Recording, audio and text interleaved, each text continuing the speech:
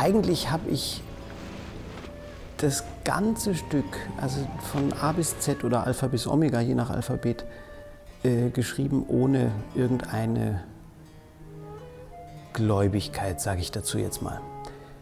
Oder Religiosität. Mir ging es immer um die Musik. Also mich hat das musikalisch interessiert, der Glauben kommt dann auch, vielleicht. Die Frage ist, woran, an wen? Ich bin ja nicht Theologe, ich bin kein Pfarrer, ich bin kein fanatischer Glaubenskrieger oder irgendwas. Also ich kann mit all diesen Sachen nicht viel anfangen, ich weiß auch viel zu wenig darüber. Ich weiß vielleicht ein bisschen mehr, was heißt Wissen, aber ich habe ein bisschen mehr Erfahrung mit der Musik und das hat mich interessiert. Mich hat sowohl der Text als auch das, was dann musikalisch draus wird, immer eigentlich vom musikalischen Standpunkt aus interessiert und nicht von einem theologischen Standpunkt aus oder von einem, selbst nicht von einem dichterischen Standpunkt aus. Also auch wenn Christian Friedrich Henrici, Picander, vielleicht heute in einem Licht stünde, wo man sagt, das kann man nicht mehr sagen oder das ist heute übertrieben oder überdreht oder ich weiß nicht was. Warum denn? Schaut mal in die Welt raus. Was ist denn Übles daran, sich mit diesem Text auseinanderzusetzen, wenn draußen so viel schrecklicheres Leid geschieht?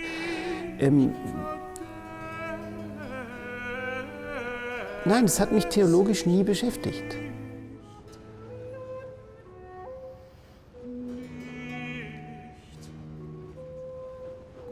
Es ist mit diesem Stück für mich eigentlich nichts Glaubensmäßiges verbunden, auch nichts Religiöses. Das liegt alles in der Musik für mich drin, wenn es das überhaupt für dieses Stück für mich gibt. Das ist natürlich Hohn und Spott und Laster und Lästerung für alle, die das wissenschaftlich jetzt analysieren wollen. Die kommen dann an und sagen, ja, was hat er sich dabei gedacht? Woran hat er geglaubt? Ist er gläubig? Ist er religiös? Ist er katholisch? Ist er das oder nicht? Oder vielleicht beides oder gar nichts von allem. Man will dann immer alles wissen. Und ich weiß es nicht. Ich habe den Text genommen und ihn vertont und mehr war da nicht. Das glauben die Leute mir manchmal nicht, aber es ist wirklich so gewesen. Und ich hatte einfach Spaß daran. Spaß, das ist ein blödes Wort, vielleicht für diese Sache oder vielleicht ist es Gotteslästerung, weil ja Religion nicht lustig sein soll. Gut, wer sagt sowas, aber nein, es ist eine musikalische Feuerwehrübung gewesen für mich. Ich weiß nicht, welchen Brand man damit löschen kann, aber es ist wirklich nichts Religiöses gewesen.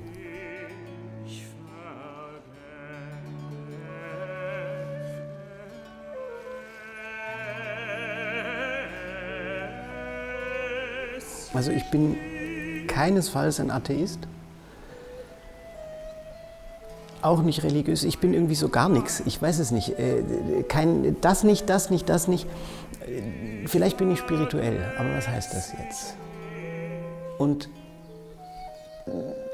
wer erklärt mir denn, was zum Beispiel in der Matthäus-Passion, ich habe das jetzt nicht falsch gesagt, ich meine die Matthäus-Passion, ich meine den Bach, ja, was da spirituell ist dran, wer erklärt mir das? Das kann ich mir doch nur selber erklären oder erhören oder erarbeiten oder erleben, ja. Das ist beim Schreiben von Musik auch nicht anders. Ich finde, dass das aus dem Menschlichen kommt. Und für mich ist der Mensch ein Wesen, das nicht nur aus Materie besteht. Da ist mehr. Die berechtigte und verdienstvolle Naturwissenschaft wird mir widersprechen, aber ich bin überzeugt, dass da was fehlt. Was heißt fehlt? Da ist etwas, was wir nicht mit physischen Werkzeugen greifen können. Und da wird es für mich interessant. Da wird es für mich immer interessant, im ganzen Leben, auch beim Kochen oder ich hätte jetzt fast gesagt beim Sport, aber ich mache ja keinen, aber auch da, wo der Mensch ins Spiel kommt, wo das vom Menschen ins Spiel kommt, was nicht greifbar ist, was nicht physisch greifbar ist, was nicht materiell oder sogenannt wissenschaftlich greifbar ist, das interessiert mich wirklich. Und das ist ja nicht Religion. Das ist ja irgendwie was anderes, weil das ist der Beweis für mich dafür, das ist etwas für mich, wo ich nicht dran glaube, sondern das ist für mich eine Tatsache. Für mich ist es eine Tatsache, dass da mehr ist. Ich kann das nur für mich aussprechen und darum auch jetzt hier nicht erklären, was das ist oder jemandem das begründen oder sagen, ja, du siehst es aber falsch, weil du dieses Mehr nicht wahrnimmst oder sowas. Das ist alles Unsinn. Ich rede nur von mir und davon, was mich da beschäftigt. Und wenn ich jetzt gefragt hätte, ja, was hat Sie denn beschäftigt im theologischen Sinn oder bei der Markuspassion so und religiös, ist es Luther oder Zwingli oder nicht oder keiner von beiden oder war es doch Mohammed oder ich weiß nicht, wer auch immer, ja. Ich kann darauf nicht antworten oder nur damit antworten, dass ich sage jetzt mal aus meiner eigenen Religion, das nehme ich doch dieses Wort, aus meiner eigenen Religion da was sage. Woran ich glaube oder was für mich Tatsachen sind oder Spekulationen, würde die Wissenschaft sagen, oder sonst Fantasterei oder so. Das muss ja im Grunde niemand anderen interessieren, solange nicht ich jemanden damit belästige oder belange oder so. Das ist meine Sache. Und da habe ich auch bei der Markuspassion einfach meine Sache gemacht.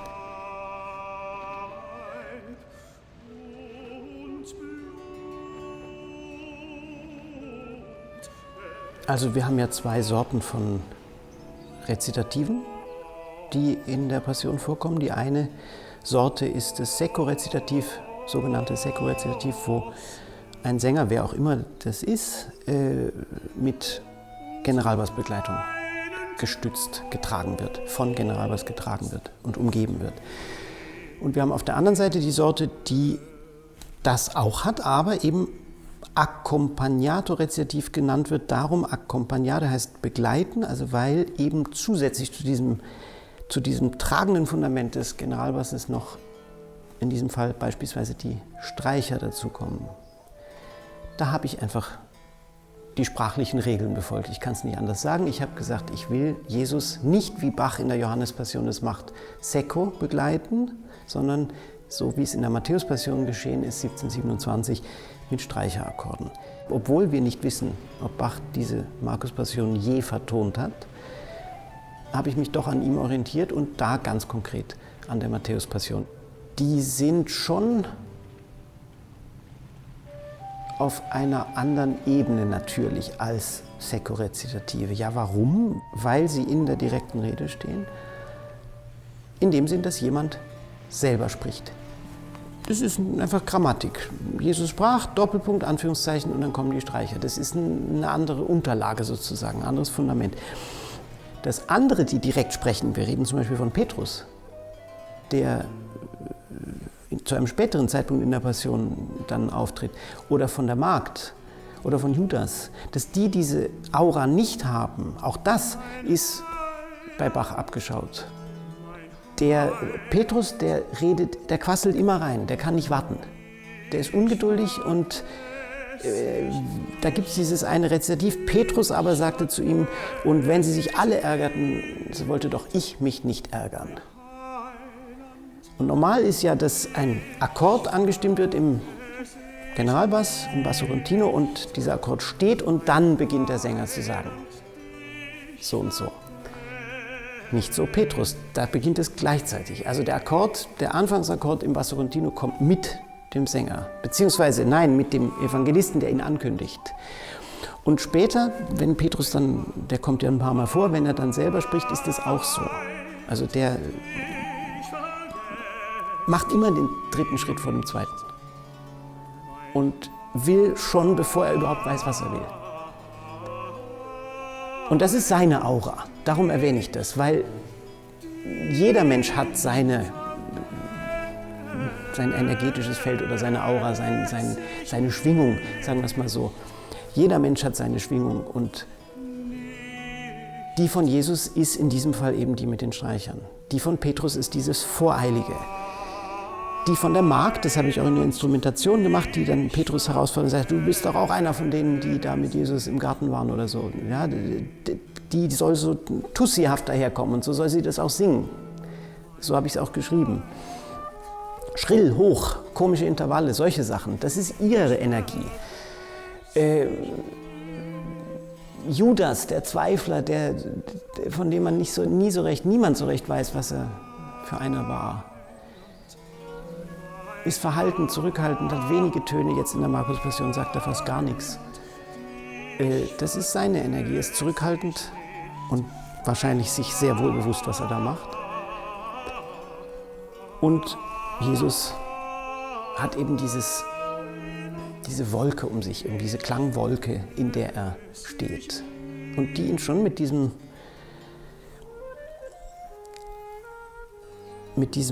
Farbe auszeichnet, ausmalt, etwas zu sein, was deutlich anders ist als bei den meisten anderen Menschen. Und doch war er auch nur ein Mensch.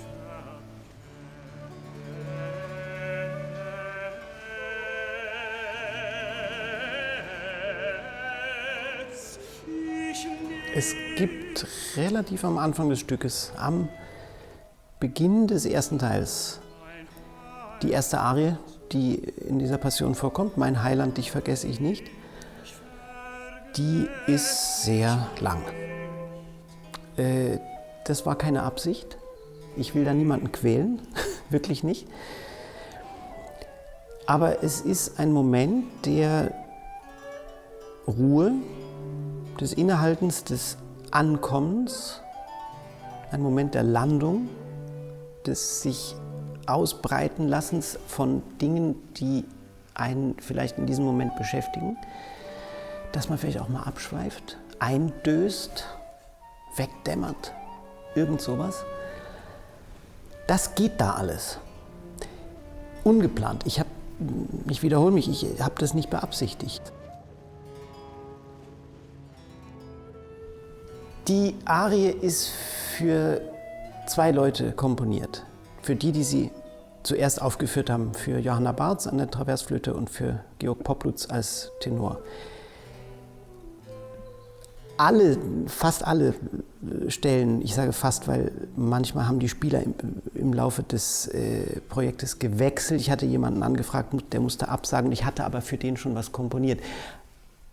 Das sind die Fast-Fälle, aber alle anderen Sachen sind explizit für die Leute geschrieben, die in der Uraufführung 2023 dieses Stück aufgeführt haben. So auch bei dieser Arie. In der Arie Nummer 9, Flöte und Tenor,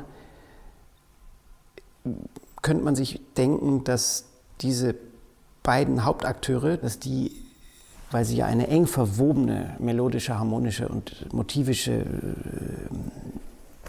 eine eng verwobene Beziehung haben, dass da mit irgendwas gesagt sein will. Wenn ich damit was sagen will, dann kann ich nur sagen, es ist meine persönliche Beziehung zu diesen Musikern. Ich habe mir nicht auf keinerlei Ebenen, die dahinter abgelaufen sind, irgendwie gedacht, oh, das ist jetzt der Glaube und das ist die Liebe oder lassen wir die Hoffnung mal weg oder das ist die Hoffnung und das ist der Glaube und die Liebe fällt weg. Nein, das ist einfach nur in diesem Fall der Georg, die Johanna und ich als der sie vielleicht beschreibt. Es sind vielleicht Porträts dieser Musiker auch, wie bei anderen Stücken auch, dass ich die vielleicht porträtieren wollte.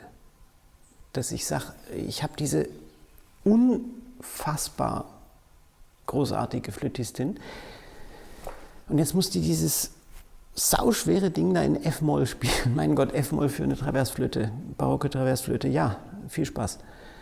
Und sie kann das. Und ich kenne die Johanna, ich weiß, was sie kann.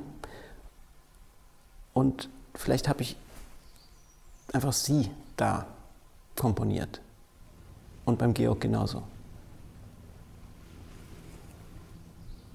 Ich habe erst nach den Konzerten begriffen, dass das der Moment des Abendmahls ist, der Moment der Eucharistie. Jesus sagt vorher, das ist mein Blut des Neuen Testaments, das vergossen wird und so weiter. Und nehmet, esset, das ist mein Leib, also Brot und Wein, Blut und Leib. Und ein Abendmahl dauert lange. Wenn man in die Kirche geht und da sind 200 Menschen, die alle ihre Oblate kriegen, da muss man warten, bis alle durch sind. Und das ist da ja auch der Fall. Das ist jetzt, meine ich, eher mit ein bisschen Ironie, aber es ist tatsächlich so, man muss da Geduld haben. Man geht an Jesus ran in diesem Stück mit dem Versprechen, ihn nicht zu vergessen. Und das ist das, was beim Abendmahl passiert. Das habe ich beim Komponieren nicht im Kopf gehabt. Wirklich nicht. Und wenn in 100 Jahren jemand das Gegenteil beweist, dann stimmt es nicht. Und darauf gekommen bin ich eigentlich, weil jemand nach den Konzerten zu mir kam und sagte, warum ist diese Arie so lang? Ist das darum so, sagte diese Dame, ist das darum so, weil jeder der 12 Jünger einmal zu Jesus sagt, mein Heiland, dich vergesse ich nicht? Und ich habe gesagt, tolle Frage, nie drüber nachgedacht. Im Sinn gehabt habe ich es nicht. Ich zähle mal nach, bin zur Partitur und habe nachgezählt und habe dann festgestellt, dass dieses Versprechen, den Heiland nicht zu vergessen, 11 Mal kommt. Wo natürlich sofort die Gegenfrage, aha, ja, und wer sagt es nicht? Und dann kommen alle natürlich auf Judas. Falsch. Ich bin überzeugt, dass das nicht stimmt. Petrus fragt nicht. Petrus ist der Jesus verleugnet. Judas verrät ihn. Der wird ihn bestimmt nicht vergessen. Und bittet ihn sicher auch drum oder verspricht ihm, ihn nicht zu vergessen. Selbst im Verrat nicht. Aber Petrus, der immer ihm ins Wort fällt und immer zu schnell und immer das und dann eben sagt, nein, ich kenne diesen Menschen nicht. Der hat das nicht gesagt. Da bin ich ganz sicher. Alle anderen schon.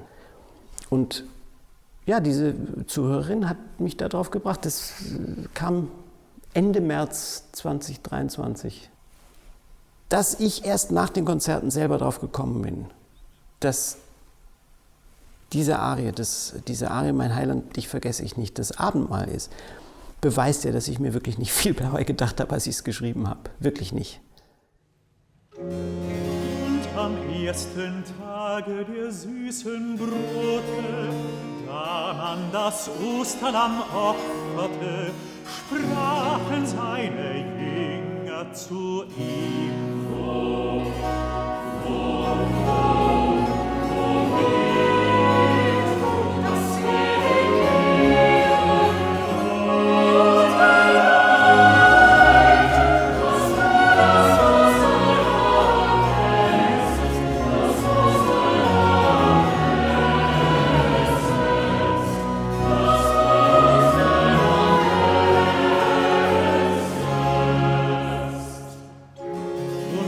Sandte seiner Jünger 2 und sprach zu ihnen: Geht hin in die Stadt, und es wird euch ein Mensch begegnen, der trägt einen Krug mit Wasser.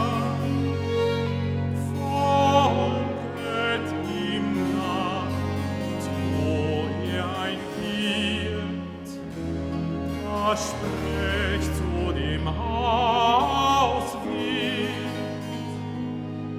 der Meister lässt dir sagen,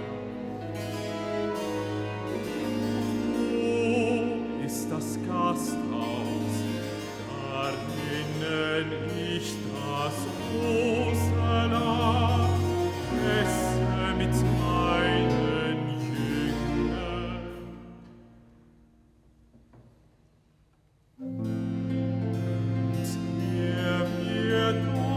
Einen großen Saal zeigen, der gepflastert und bereitet ist, daselbst richtet für uns zu.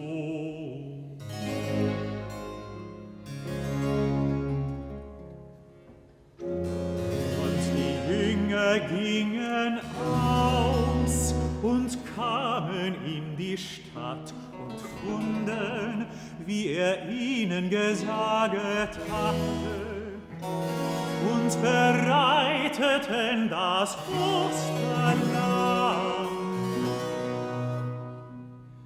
Am Abend aber kam er mit den 12, und als sie zu Tische saßen und aßen, sprach Jesus: Wahrlich, ich sage euch, einer unter euch, der mit mir isset, wird mich verraten.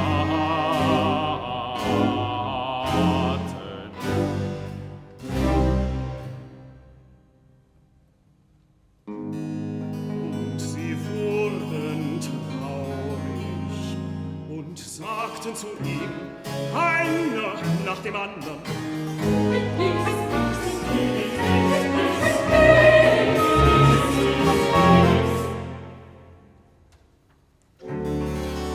Und der andere in is.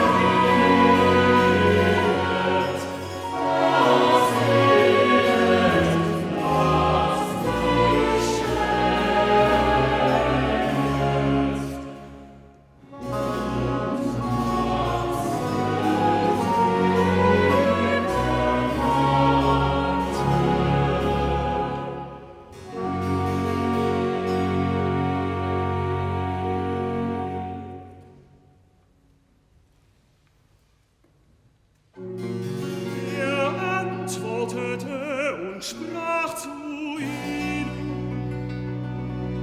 Einer aus den 12, der mit mir in die Schüssel taucht, des Menschen Sohn geht hin, wie von ihm geschrieben steht. Aber den Menschen, durch welchen des Menschen Sohn verraten wird, es wäre demselben Menschen besser, dass er nie geboren wäre.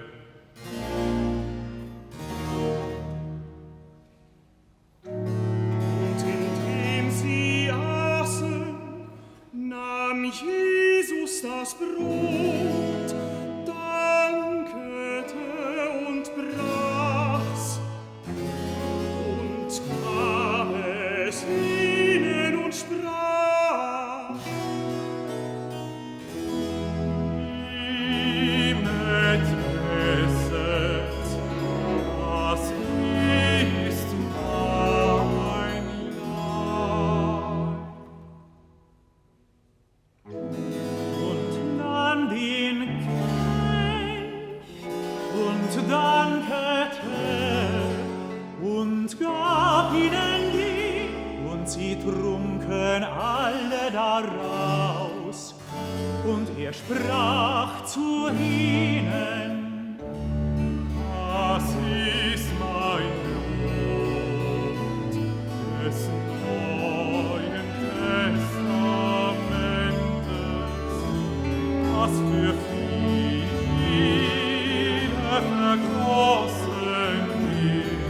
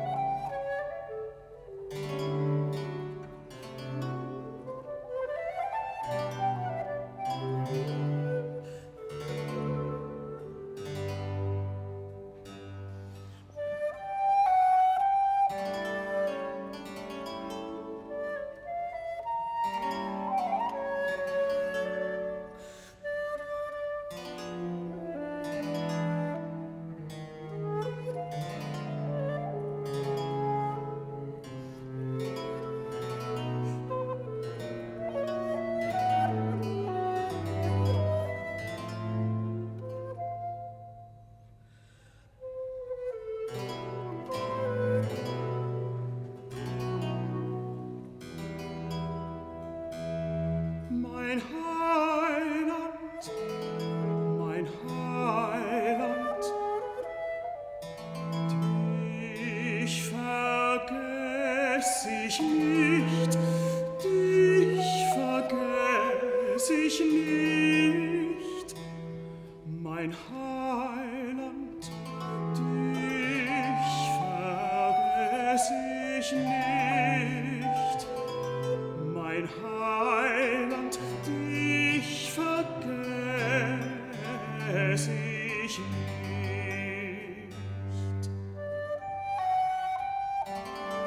Mein Heiland, mein Heiland, dich vergess ich nicht. Mein Heiland,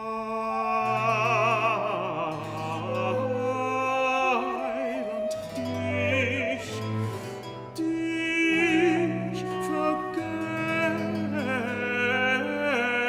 vergess ich nicht.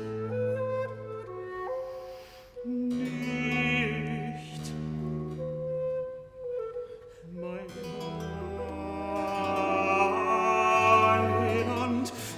dich vergess ich nicht.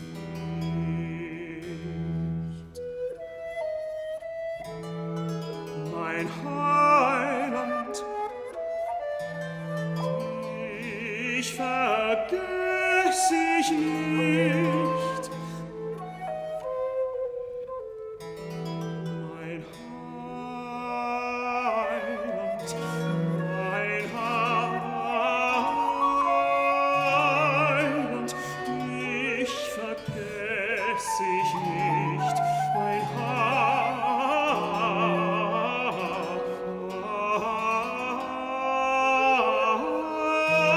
Heiland, dich vergess ich nicht.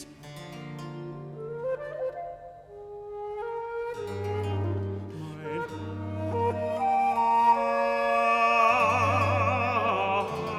Heiland, dich vergess ich nicht, dich vergess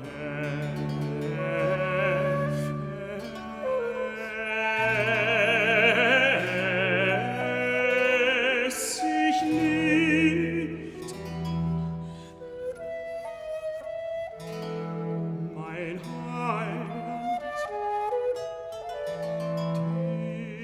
dich vergess ich nicht.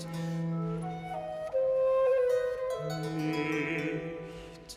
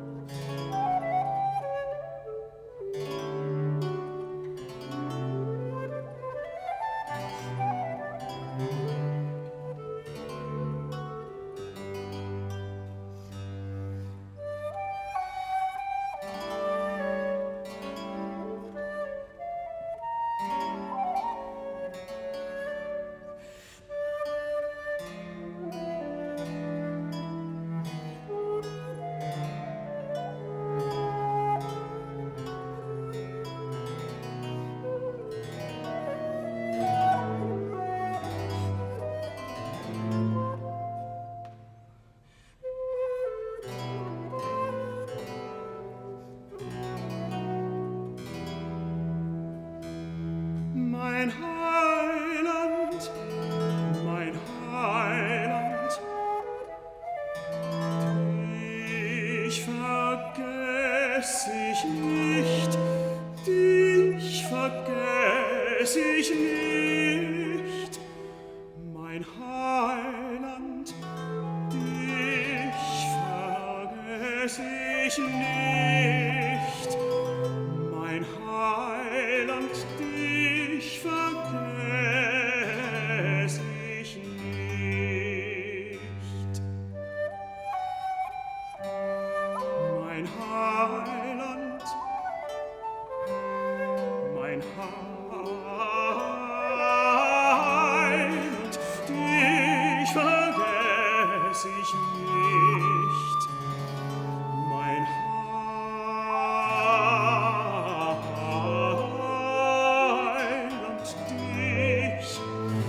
dich vergess ich nicht. Nicht, mein Heiland, dich vergess ich nicht.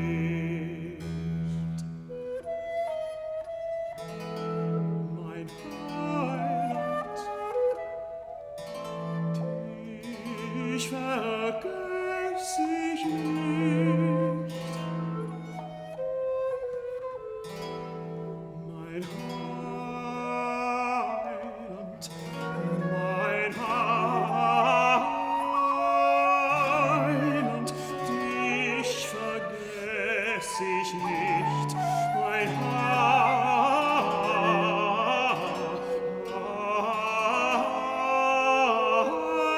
Heiland, dich vergess ich nicht.